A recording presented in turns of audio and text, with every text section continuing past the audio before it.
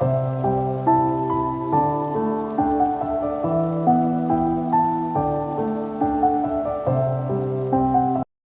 pagbasa.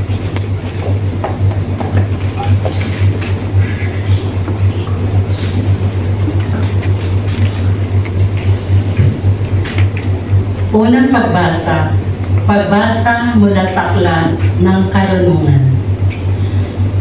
Sapagkat napag-unawa kung ako'y tao lamang, ako'y nananalangin at binigyan naman ako ng kaalaman. Tumawag ako sa Diyos at binigyan ako ng karunungan. Higit na mahalaga sa akin ang karunungan kaysa trono at sitro, at mas matimbang kaysa anumang kayamanan. Hindi ko maipagpapalit maging sa pinakamahal na alahas. Ang ginto ay tulad lamang sa buhangin kung ihahambing sa karunungan. Ang pilak naman nagmimistulang puti kapag inihambing sa kanya. Para sa akin, siya higit pa sa kalusugan o kagandahan. Mas gusto ko siya kaysa anumang ilaw, sapagkat ang lulining niya'y walang pagbukas. Nang makamtan ko ang karunungan, dumating sa akin ang lahat na pagpapala. Siya ang nagkaloob sa akin ng kayamanang walang kapantay. Ang salita ng Diyos. Salamat sa Diyos.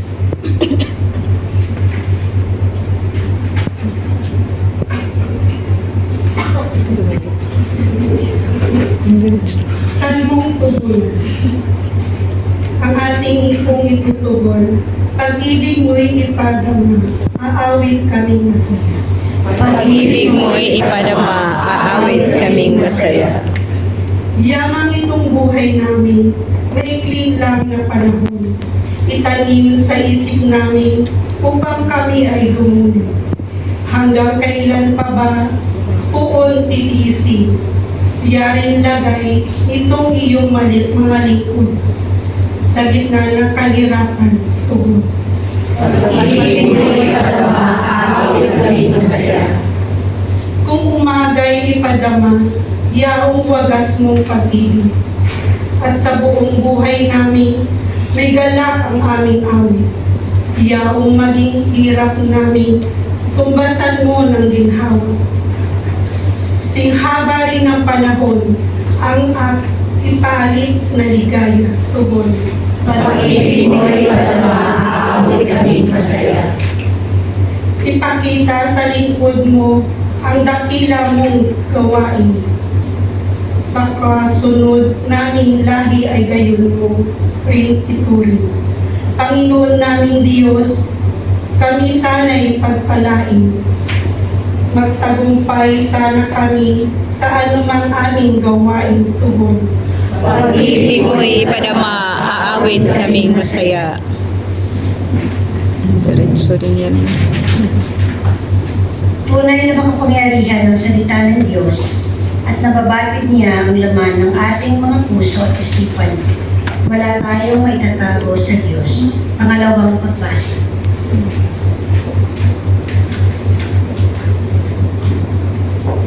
Pagbasa mula sa sulat ng mga Hebreo.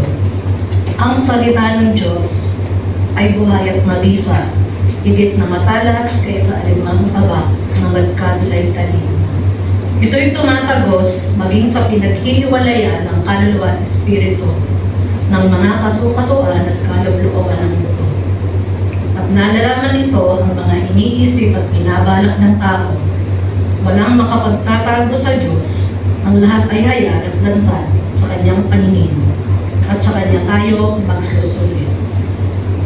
Ang salita ng Diyos. Salamat sa Diyos. Magsitayo po ang lahat. Ayon kay San Marcos. Papuri sa iyo, Panginoon. Noong panahong iyon, habang paalis na si Jesus ay may isang lalaking patakbong lumapit lumuhod sa harapan niya at nagtanong, "Mabuting guro, ano po ang dapat kong gawin upang magkamit ng buhay na walang hanggan?" Sumagot si Jesus, "Bakit mo ako tinatawag na mabuti? Walang mabuti kundi ang Diyos. Alam mo ang mga utos, huwag kang papatay, huwag kang mangangalunya, huwag kang magnanakaw, huwag kang magsisinungaling sa iyong pagsaksi, huwag kang magdadaya, igalang mo ang iyong ama't ina." "Guro," sabi ng lalaki, "ang lahat po ng iyay tinutupad ko na mula pa sa aking pagkabata." Magiliw siyang tinignan ni Jesus at sinabi sa kanya, "Isang bagay pa ang kulang sa iyo.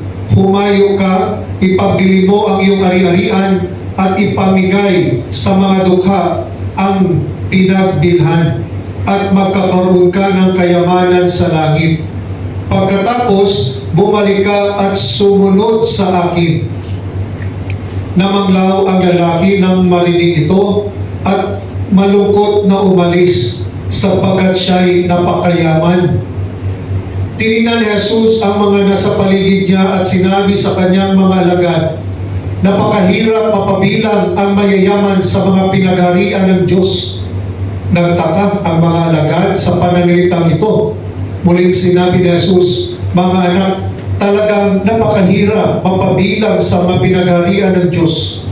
Madali pang magkaraan ang kamelyo sa butas ng karayom kaysa pasakop sa paghahari ng Diyos ang isang mayaman."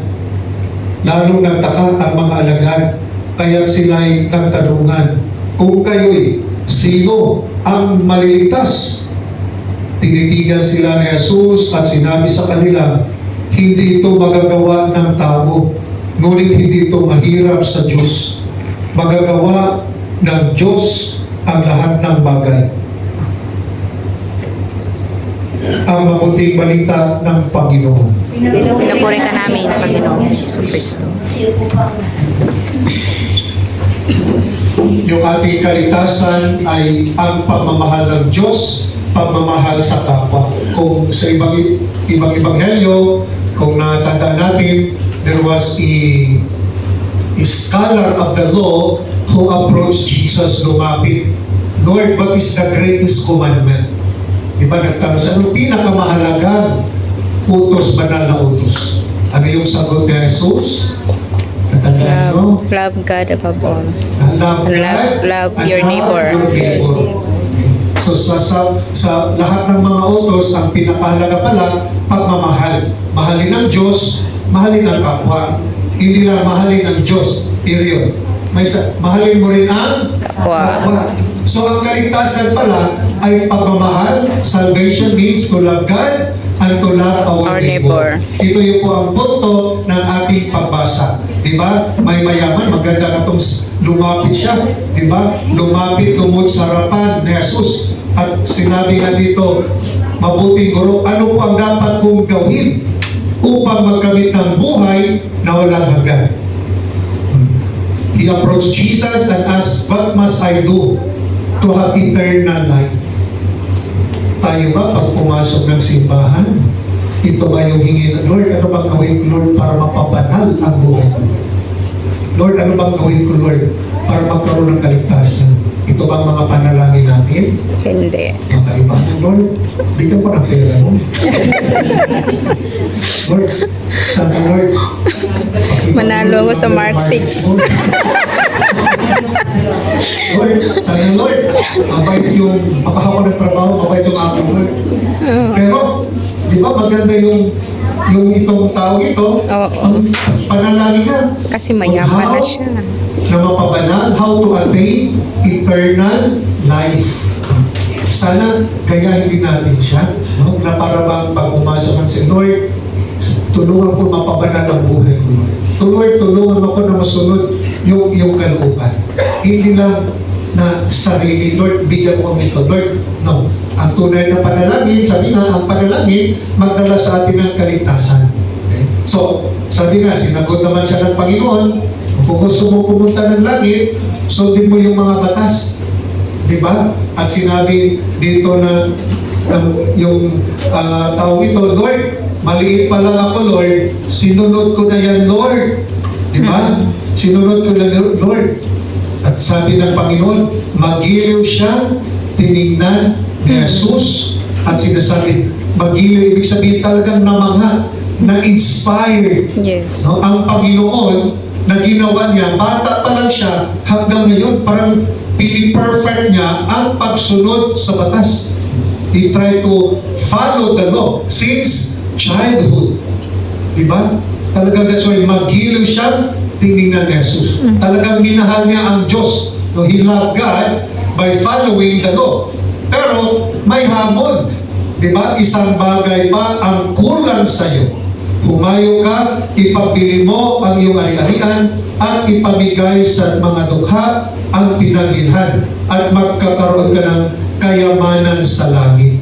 Isang bagay lang kulang sa iyo. Ano daw gawin niya? Anong sabi ng Panginoon? Ibinta. Yung mga ari-arian mo. Ibinta. Ibinta mo. Tapos yung pinagbintahan, ibigay Bigay sa sa mga mahihirap. dukha. Mga dukha. Yung narinig niya, umalis siya. Masaya ba siya o malungkot? Malungkot. Bakit siya malungkot? Dahil marami siyang ari-arian. Ari-arian. Okay? Pero ito yung sinabi na ang pagmamahal ng Diyos pagsunod sa batas. Ano? Pero ang pagmamahal sa kapwa, pagtulong sa kapwa, parang ang kulang niya, si Lord minahal, nagsimba, sumunod sa batas, pero walang pakialam sa kapwa. Yes, yes. Di ba, love of God and love of neighbor. Magkayamanan yun, pero hindi madali, pinaghirapan niya yun, di ba? Imagine, long service mo. Diba?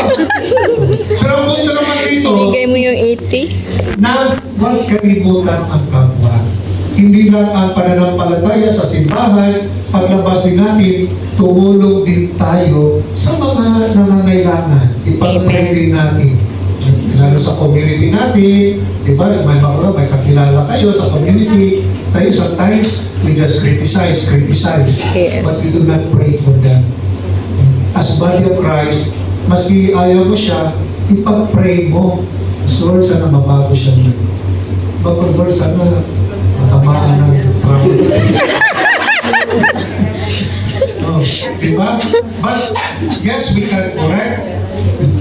In a proper way. Criticize, but pray that person. Okay? And sometimes, iniisip lang sarili natin. Maski nasaktan tayo, ipag-pray mo pa rin siya. Yes. Pray for that person. Yun ang pagmamahal sa kapwa.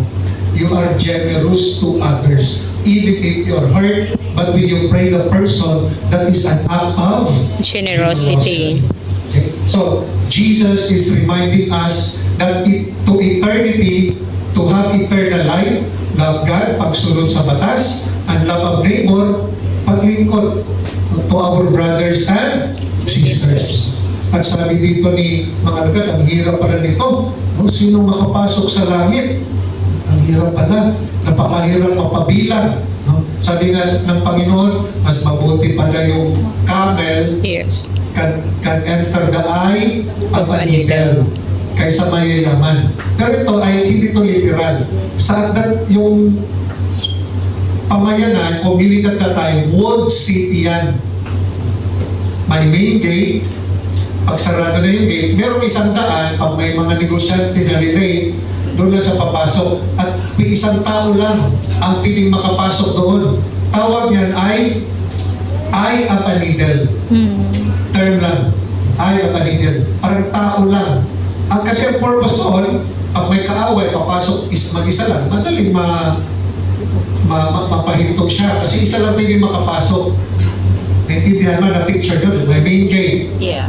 Sarado na, merong isang maliit lang, isang tao makapasok, tawag ang eye of a Needle. Kasi yung mga negosyante, labas siya ng negosyo, dumating yan, gabi na. Okay?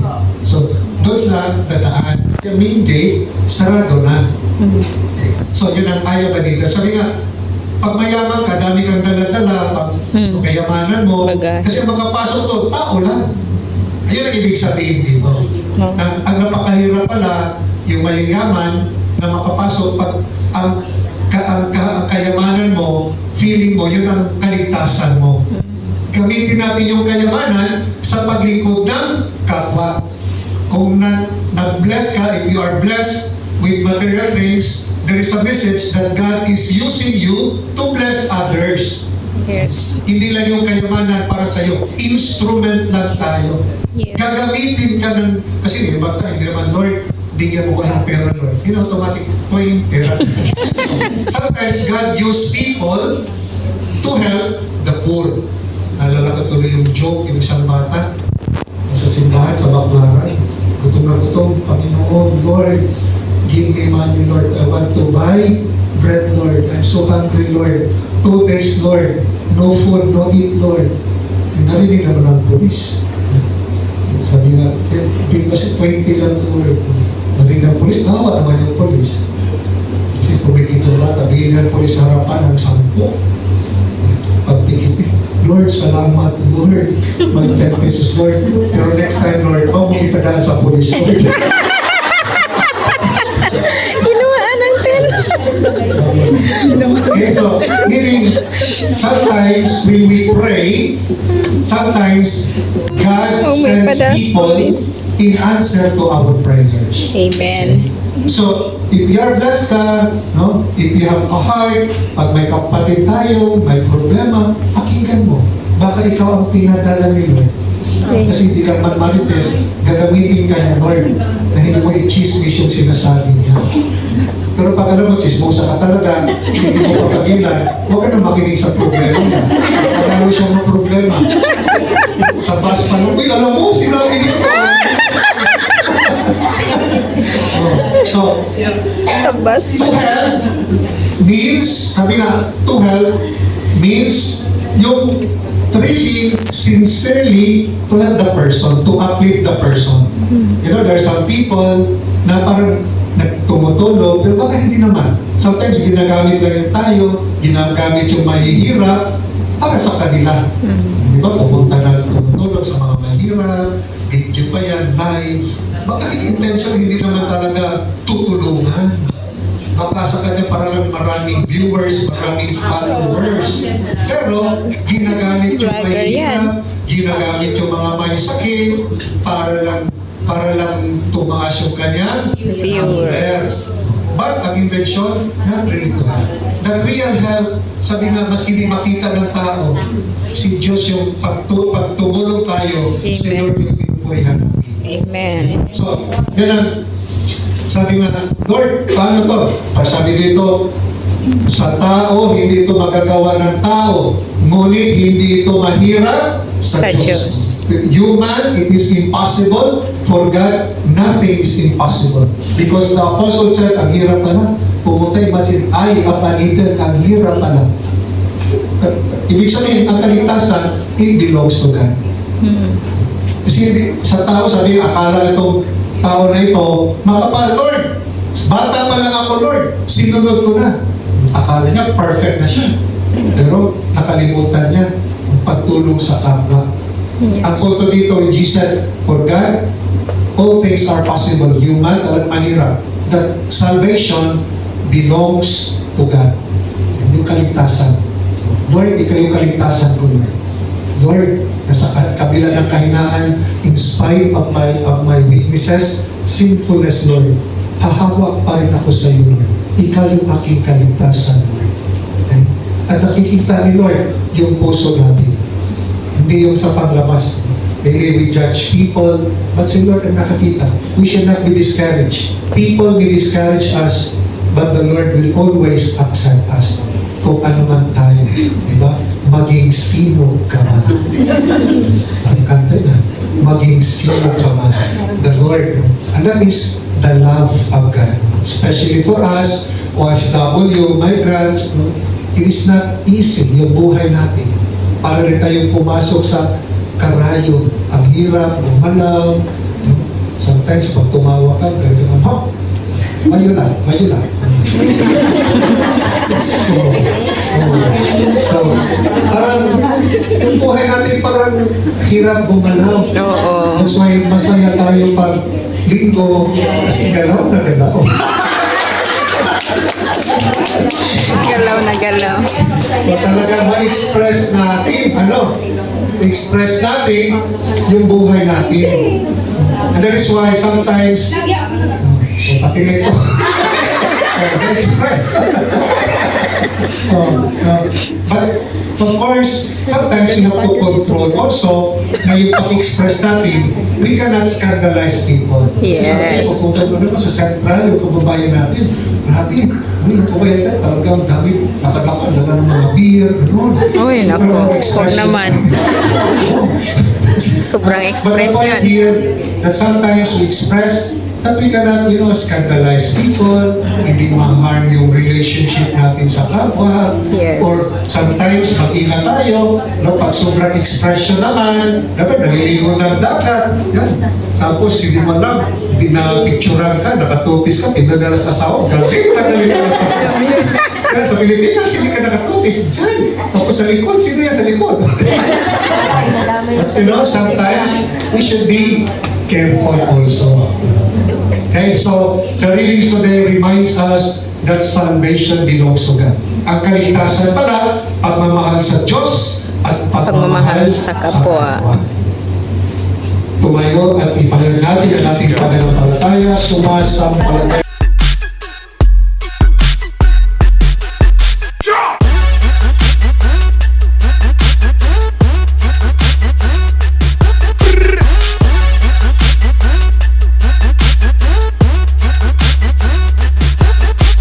Okay, let's go.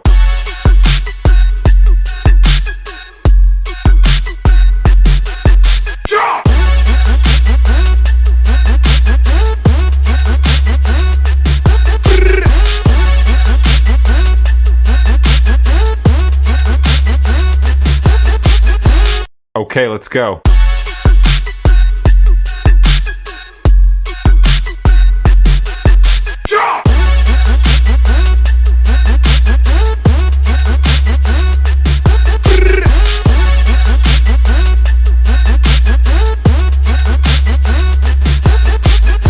Okay, let's go.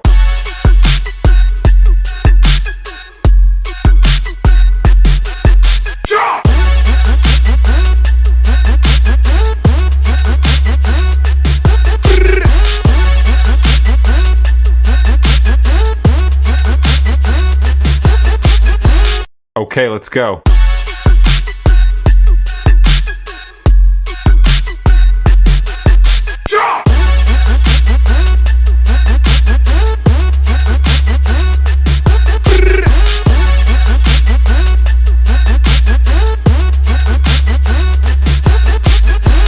Okay, let's go.